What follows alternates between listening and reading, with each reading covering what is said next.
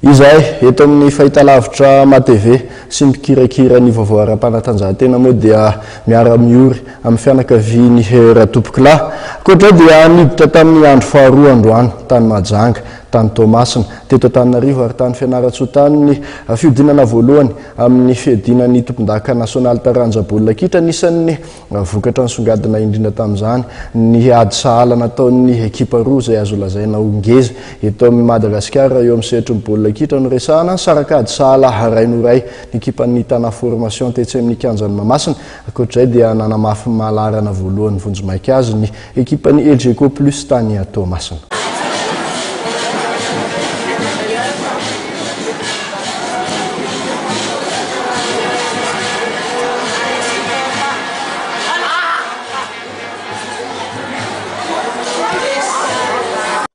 Nanamarika ny andro faharoan'ny fiadinan'ny tompon-daka nasionaly taranja baolina kitra natao androany ny niravan'ny ekipan'ny Knapsa Sport sy ny Tana Formation Analamanga ady sahala ray noray. Ekipan'ny Knapsa Sport nanokatra nisa tamin'ny alalan'ny fanja teo amin'ny fizaram-potoana faharoa.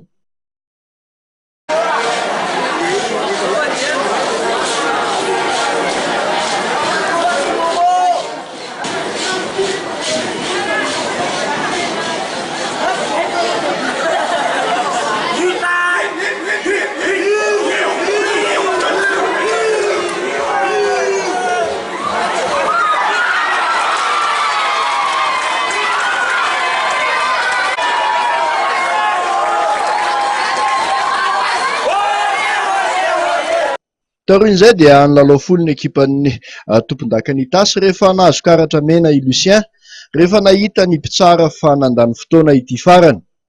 Tany amin'ny minitra fahavalo amby valopolo kosa no nanasahala ny isa ny Tana Formation rehefa nahay nanaraka ny coup franc nodakany Dina i François.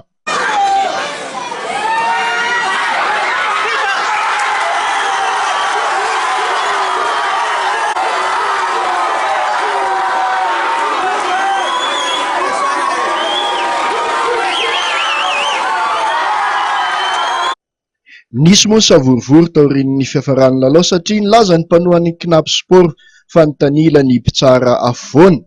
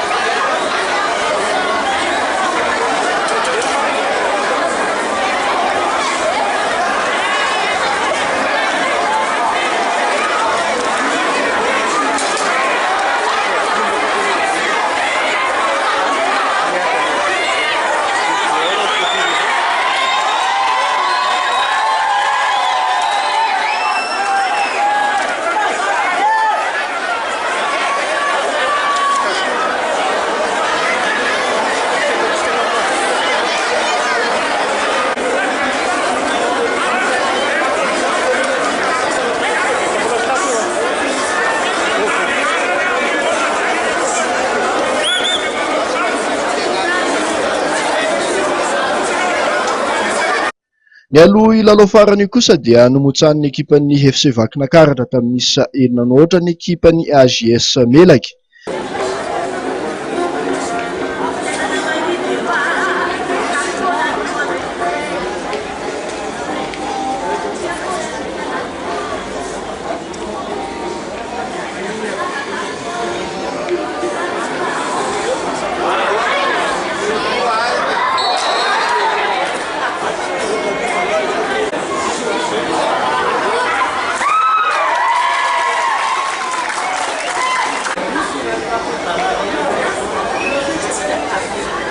Vokatra izay nametraka ny FCV eo amin'ny larana voalohan'ny vonjy-maika ao amin'ity vondrona amin'ny lalao eto Antananarivo ity. Ankoatra dia nanamafy ny mahalarana voalohany vonjy-maika azy koa ny ekipan'ny LGK Plus tany Toamasina rehefa nandresy ny FC Atsinanana tamin'ny 2-0. Ibela avokoa moa napiditra ireo baolina roa ireo. Ary farany dia vokatra tsy nampozina indrindra ny nandresen'ny ekipan'ny RTS Jet Madaitasy ny ekipan'ny Somme Fossa Junior tamin'ny 3-1 tany Mahajanga.